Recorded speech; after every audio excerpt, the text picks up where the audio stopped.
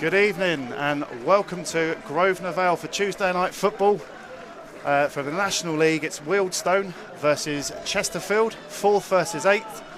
My name is Adam Hills and I'm joined in the commentary box tonight by Stone's man on the ground, Paul Franklin.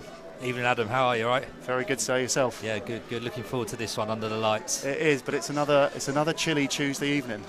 It is, yeah. Down here, the wind's not blowing. Luckily, up here in the comms box, so we thank God for small mercies, eh? It's a big game here tonight. Playoff chasing Stones against 4th place Chesterfield.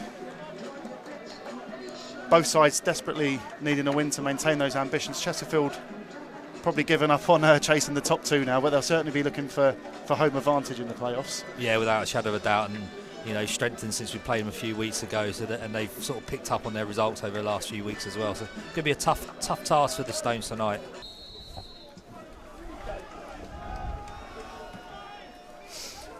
And it's Stones kicking from left to right who get us underway here at the Vale.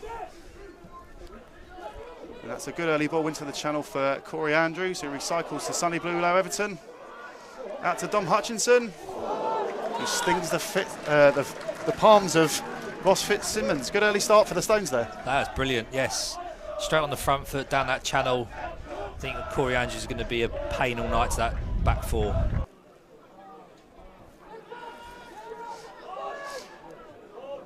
Alex Dyer dispossessed in midfield there, and McCallum goes out wide to Mandeville. Slides a good ball in. Oh, early chance there for Dallas, who fires over. There's that warning that the threat that Chesterfield's front four possess. Yeah, you look at Barnett, who had a real good period. Oh, that's a good ball. Hutchinson's around. Oh, couldn't quite get there. It comes out to Taylor on his debut. 50 yards out, but it trickles just wide, and Jamie Grimes sees it past that near post. Sorry, I'm very critical of other teams' players. How dare me. Stones building again. Dom Hutchinson goes out wide. Here's Joel Taylor bombing forward. Stones have got numbers in the box here.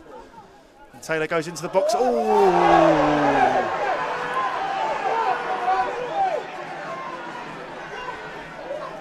That's an interesting decision. I'm not going to go all Torquay here and say that's a penalty, but for a moment there, Obiero looked like he was going to get himself on there at the back post, and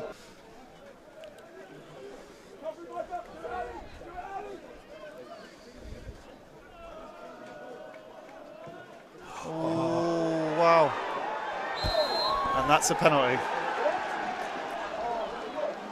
That is a penalty for Chesterfield.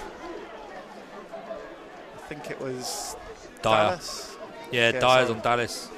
It was a ball that was played back to Sam Howes from Joel Taylor.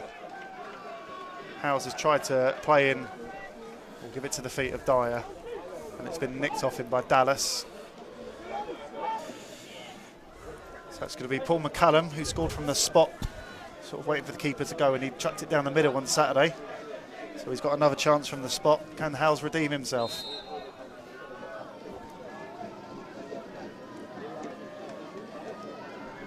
Adam steps up and scores. Fires in low to his left. Howes went the wrong way. And kind of out of nowhere, Chesterfield have the lead. Yeah, poor from Wealdstone, really. Like you said, there's been no real threat to either goal. Both teams look comfortable in possession. Both teams put each other a little bit under pressure. And just goes to show there, they pressed a little bit. Drew the mistake from Howes, and unfortunately Wealdstone have paid the price, and Chesterfield go one up. Hutchinson can't keep hold. And Stones again put themselves under a bit of pressure here as it goes wide to Mandeville, who takes on Havajam.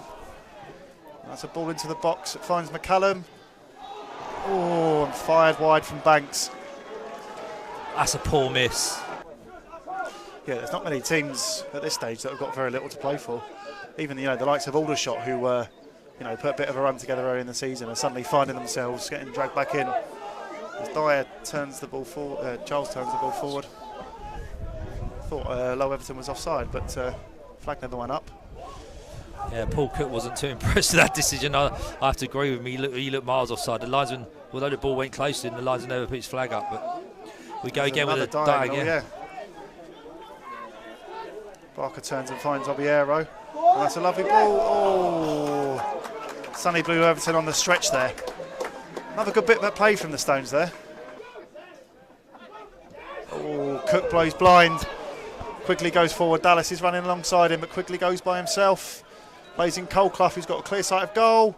And that's a brilliant challenge. And Mandeville turns in the rebound. Stones shooting themselves in the foot. Masters their own undoing here.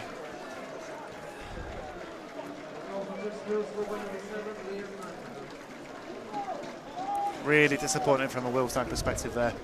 And Banks picks up the pieces to recycle. Pitch just cutting up a little bit here now. Oh, and that's a mistake. Can Stones be good here? Andrews brings it forwards. Cuts inside, and that's a brilliant challenge. Obiero's there. What a challenge on the line by Grimes.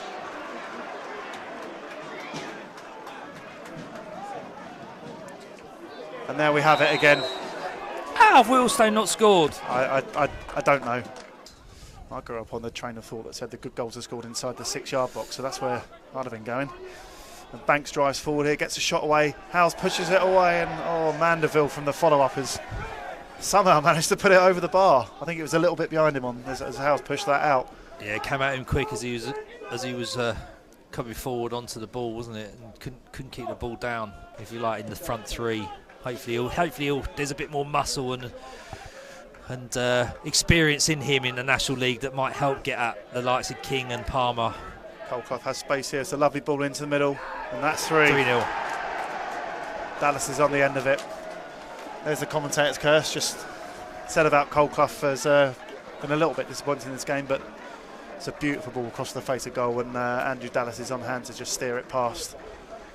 Sam Howes, as I said, the good goals are scored in the 6-yard box. Stones looking for some kind of lifeline to get themselves back into the game, but again, Chesterfield working incredibly hard and making it very tough for Stones to make any inroads into. Reflecting what Paul Cook's saying here down at byline. Cook's caught on the ball again. Cole-Clough's going to go for the chip. Oh, that's delightful. Wow. And that all came from Paul Cook telling his team to stay disciplined. They've stayed disciplined, they've shut the ball down, they've harried the ball, and then you've got that quality in Cole-Clough. He knew exactly what he was doing. As soon as he got the ball on the edge of the box, he saw where Howes was and he knew what he was doing, and he's executed it perfectly. It's an excellent goal. Bit of space for Darren Oldacre in midfield, and he's looking for the run of Uche Ekbelem, and Howes has hesitated, perhaps correctly, but Uche Ekbelem has got a bit of space on the left-hand side, and he's put it behind Mandeville, but the shot comes in from Banks, and it's just crept past that far post. Corner comes in. It's a free header. It's a good chance for Oldacre, who'd crept in on the edge there. That's twice that corner's been played now. And sorry, that was Ash Palmer, not Oldacre. Well, I'm going to go home, feel sorry for myself, and watch Ted Lasso. Ted Lasso, yeah. And there is the final whistle. So a difficult evening for Wealdstone as their playoff hopes take quite a serious dent, but credit to Chesterfield, who have scored 2 goals in both halves here, capitalising on some quite awful defensive howlers from Wealdstone in the first half, but they were excellent, well worth their win, ruthless really in that second half. From me, Adam Hills, and from Paul Franklin, we thank everyone for their time and coming to listen to us rambling. Full time here from Grosvenor Vale is Wealdstone 0, Chesterfield 4.